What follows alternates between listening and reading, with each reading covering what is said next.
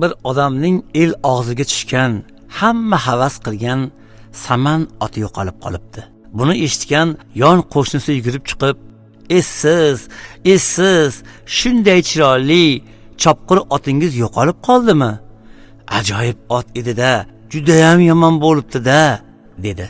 Bunga javoban ot egasi esa, "To'g'ri, otim zo'r, chaqqon, baquvvat edi, ammo yo'qolib qolgani yomon bo'ldimi yo yaxshi bo'ldimi?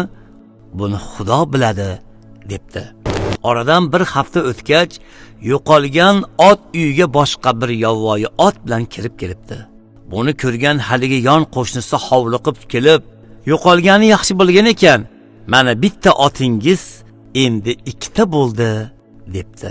"To'g'ri, otim topilgani va yana qo'shaloq bo'lib kelganiga xursandman, lekin topilgani yaxshi bo'lganmi yo yomonmi, men bilmayman. Buni Xudo biladi", debdi otbaqar. Otbaqar qo'shnining bitta balog'at yoshiga yetib qolgan o'g'li bor ekan. Uydagi otiga ergashib kelgan yovvoyi otni egarlayman, odamni mindirishga o'rgataman deb mashq jarayonida otdan yiqilib tushdi. Natijada yigit oyog'ining bir nechta joyi sinib ketibdi. Bu holatdan xabar topgan qo'shni, yomon bo'libdi. Otingiz boshqa otni uyga o'zi bilan ergashtirib kelmasa bo'lar ekan. Afsus, o'g'lingiz otdan yiqilgani yomon bo'libdi", debdi.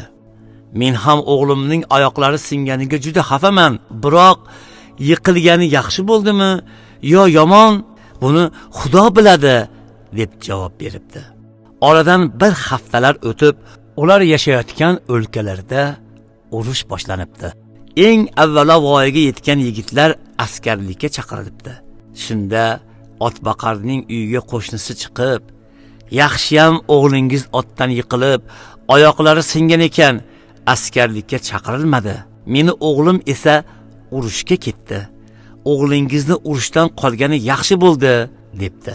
"To'g'ri, o'g'lim urushdan qolib yonimda bo'lganiga men ham xursandman. Kim farzandini ajal ostonasiga borishini istaydi? Lekin urushdan qolgani yaxshi bo'ldimi yo yomon bo'ldimi, uni Xudo biladi", deb javob beribdi.